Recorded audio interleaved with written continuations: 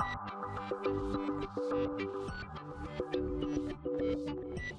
and welcome to my playhouse, and today we have this little issue from last week.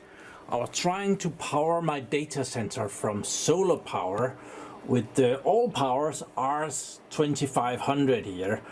It's a dreadful day today, so you can kind of see that there's like 9 watts coming in. I'm not sure if that is entirely true or if it's balancing out. It's almost full, so I don't know if it's balancing, but I got some good suggestions in the last video that I should look at the sinus wave. It does say that it's a refined sinus velar.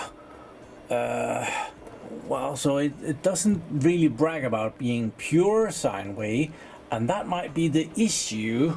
That, well, if you remember last week, I wasn't able to power my UPS from the R2500, and some of the good suggestions, a lot of you suggested that, was that this wasn't pure sine wave, and it also kind of says that it's only refined and not pure sine wave.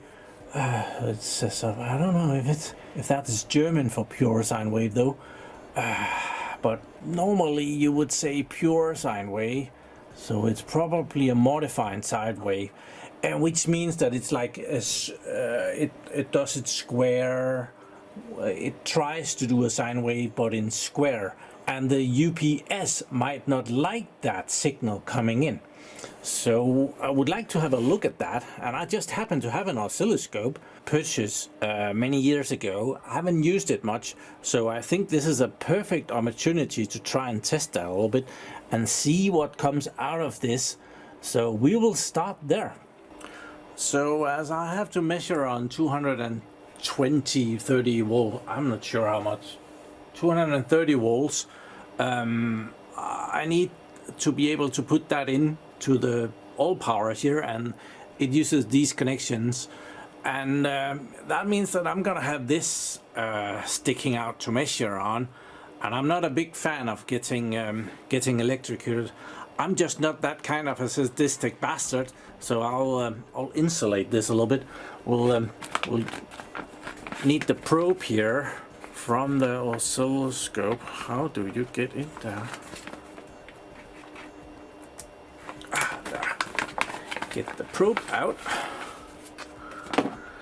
and we will connect the probe to the different leads. I think this one is the positive one. So we'll connect that to the positive one, and then we'll connect that one to the negative one. And I have some electric tape that I'm gonna tape them up a little bit so that I don't need to have my little pinkies near that, okay? I haven't had this powered on for ages. Oh, RGB-ish. So let's see. I kind of forget how this works. Let's see if we can't just go auto and see something that way. We need to put this in channel number 1. I'm sure it takes up to 400 volts. Maximum power input 600 volt DC. So it should be able to handle even more AC. There. Okay, I found the auto setup, and now it aligns everything. It kind of picks up. This is like a nice big antenna that I have here, so it picks up the 50 hertz here. And if I touch this one is, I think that's the minus. That's probably the ground wire. So when I ground it, it becomes less, and if I use the other one, it becomes more, way more. Or we can try and auto set it again. It's probably, that means that, well, there's a lot of power going on out here. So okay, let's try and put this in over here. Let's put it in this one. I haven't turned it on yet, so shouldn't happen anything. Nothing should happen, I mean. So that is in. And over here it became way less. So, oh, I will remove the other one. This one goes to my server, so let's take that out. It's not powered at the moment, this plug. The server is running on the other power supply. Let's see what it does when I power it on. There. Now we should get something over here. It's gonna click.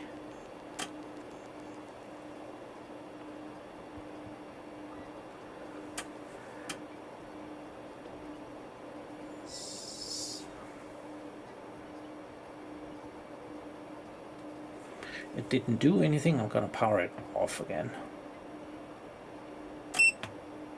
There. I'm gonna power it on again. Didn't sound like the relay.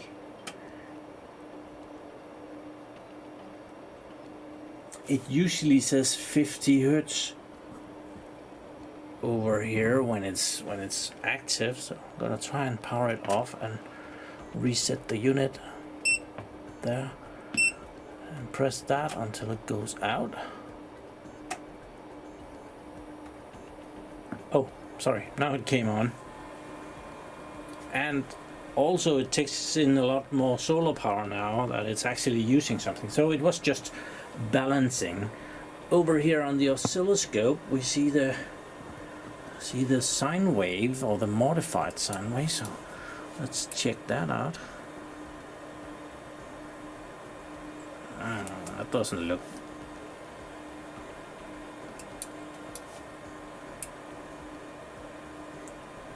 Okay, I would have liked it to be smaller.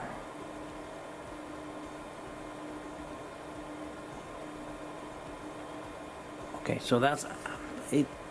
This is 100 volts per division, so okay, so that's how that looks.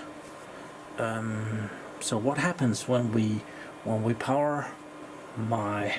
This looks like a very nice, decent sine wave. No issues there. But what happens when we try and plug in the server? Let's see what that thinks about it. How does that look?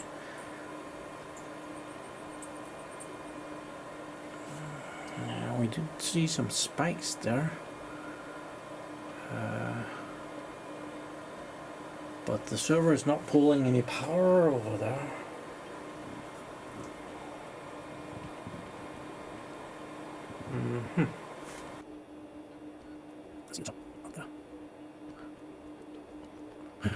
Come on, okay, there is the top of the sine waves.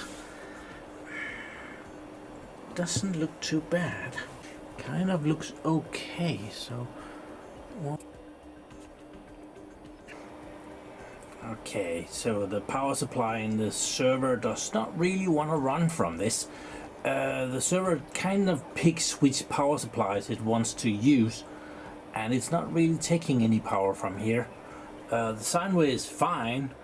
I have another thing that I want to try. As this is I think it's a modified sine wave, and I think if I run some load on it, it's gonna have to do some work, and the sine wave might be better. Like I expect when you turn on something like a server that has a switch mode power supply, and especially the UPS, which expects a very nice and clean sine wave. If this get an immediately high load, the sine wave might not look very nice just to start with. So my theory is that I do wonder why there's a loudspeaker thingy there that put a cross over it. Never mind. So if there's already a load on it, it might be already working, so the spikiness might be less. So I wanted to put a non-switch mode load on this power bank power station a resistant load, and I've been scratching my head of what kind of a resistant load. I could put in a light bulb, that would do the trick. So I have been thinking about that, but then I came up with, I actually have the perfect resistant load to test with. Here is my little plunge pool, and in the bottom of the plunge pool, well, it's closed up today because the weather is kind of wet and dreadful, but in the bottom of the pool there is floor heating, and that is electric, and that is more or less just a big resistor that is sitting there. So at the moment I have a wire going this way, meeting up with a big coil here, which I really shouldn't do. I'm only going to be pouring, it's like 300 watts, so it's not going to be a big issue, but yeah, I really shouldn't do that, but I think it's fine for some testing. So I have a 300 watt resistant load that we can play with. So we're gonna get ready to use that, and I naturally found that this round plug doesn't fit in there, irritating, but I have this traveler thing, so that when you're traveling you can use that, and you can put everything under the sun into that, and it seems to also be able to put this in there even with the crunchy sounds. So let's try and put that in there, and it immediately takes up a load, 200 and something watt, so that part is good. It's using that. The power station is at 100%, so it's not immediately taking in any solar power, but I don't think it's going to be able to do 300 watts right now. So and the sine wave is perfectly fine over here, so I think we'll try and unplug this and put it back in and see what it says over here. It didn't move.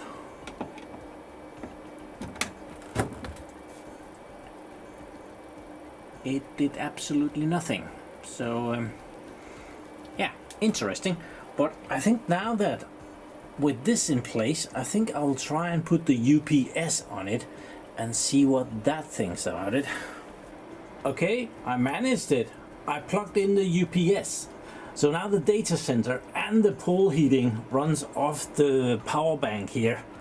So apparently having a resistant load when the UPS is coupled in will do the trick.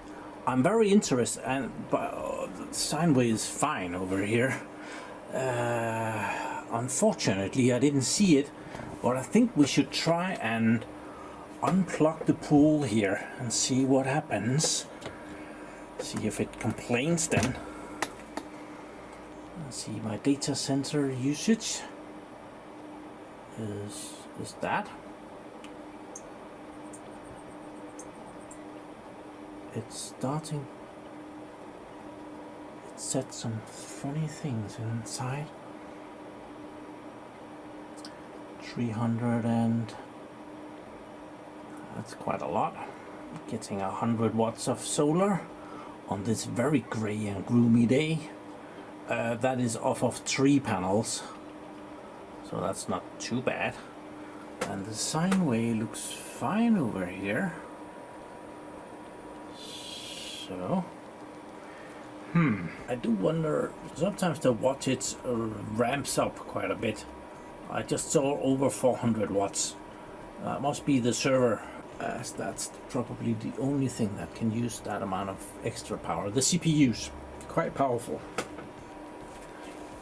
But I'm quite curious to see what happens. Now I have disconnected the pool heating out there, so there is no resistant load. It's all you know, switch mode power supplies connected to it, and the UPS that is really picky. So I'm gonna try and turn off the power. There, power is off.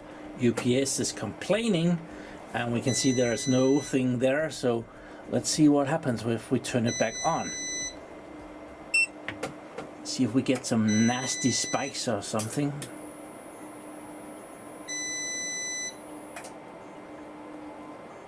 No. Oh, that is really odd. This time it just jumped on. Nothing about it.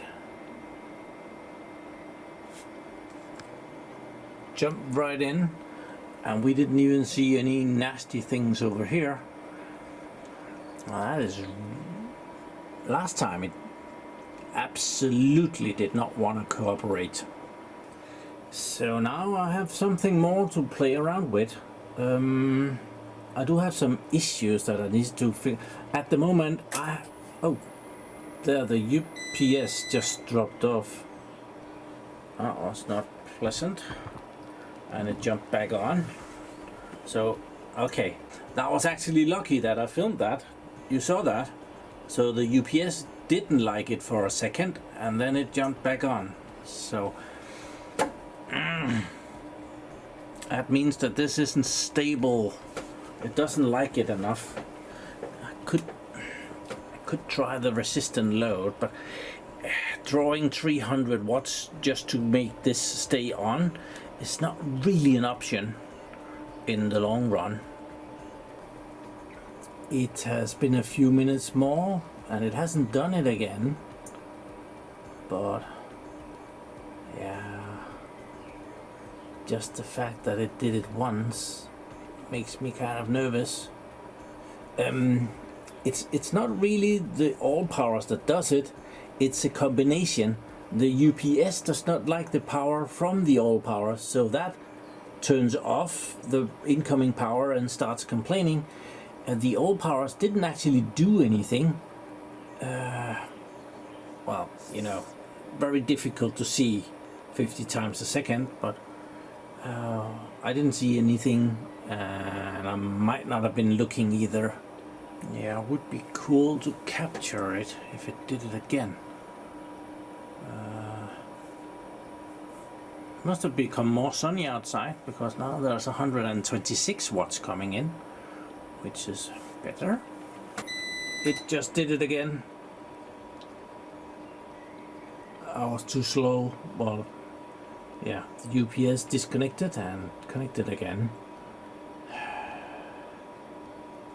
But why is it better this weekend than last weekend? I have no clue. With that said, it seems that I wouldn't be able to go through the night with this setup. It seems that even with 125 watts coming in, I would only be able to run 4 or 5 hours before it would be totally drained, which is probably about true. So, and yeah, but it would be able to do most of the day. So the sun is up there somewhere.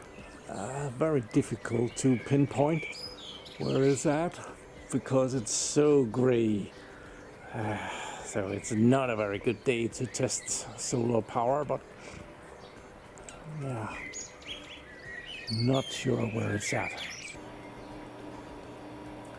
Okay, I'm filming it. I'm hoping to catch it.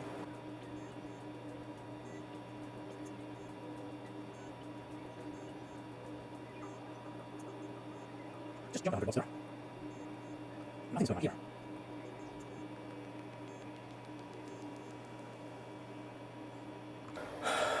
Okay, that's it's gonna be a shorter video, but yeah, we got a little bit further. Actually, right at the moment, I'm powering the data center from solar power and battery, and apparently I would be able to do that for 5 hours on this thing. So if you compare it to a UPS, this is a lot cheaper because you get 2,000 watt hours of power at this thing, and it can handle 2,500 watts normal running. So in that regard, it might actually be a cheap UPS with a lot more capacity than what you would normally get in a UPS. But at the moment, it doesn't like to give out power to the switch mode power supplies. When I've been connecting this directly to the server, it has been stopped producing power to the server. And I think it might be that it's shutting off power when the server doesn't use any power. And if the server switches to the other power supply, this isn't supplying any power anymore, and therefore it might turn off, and then it's definitely not supplying any power. So I hope you have some good suggestions for me in the comments below. I do know that a lot of you suggested the grounding wire, that this wasn't grounded, but it should be grounded through the wire that goes into the UPS. I would think that the grounding wire between those two would be, I don't know. But yeah, there is another thing that could be it. I haven't found anywhere where you can ground this thing. So yeah, thank you very much for watching my videos. Do subscribe to my channel so you can see me again. I interrupt this ending of the video with an update because yeah, I was cleaning up and I kind of was removing all the cables and I thought, it's kind of working, so I think I can try and do this that I sketched up last week. So I have actually connected it exactly like it is here, and it's kind of working as it should. So right now there is power coming in to the R2500 here from the grid and from solar. So there is 300-ish coming in and 311 going out. So it's actually supplying a little bit of power. It's draining a little bit, which is, I thought it would be charging, but never the mind. It's in UPS mode. That it's the UPS logo from the. It's very much like the UPS logo from the transport company UPS. So yeah, that is funny. So the transfer switch here is both getting grid power, which is B, and A power, which is solar, which is the R2500. So if I switch to B, and I can do that by pressing this button, I will not use this at all. It will go directly to the grid. So I'm hoping that this way it will power my system with as much solar as it can. That is the hope. I would very much like that. I do have a larger solar system coming online at some point, but well, I'm waiting for the electrician. So now I'm gonna end it. Please remember to like this video. It actually is working right now. It hasn't even been doing anything weird for the last half hour. So please remember to like the video. And if you're not subscribed, I would enjoy that too. I would really love that YouTube silver play button. That's my big dream. Please subscribe. Have a nice day. Bye bye.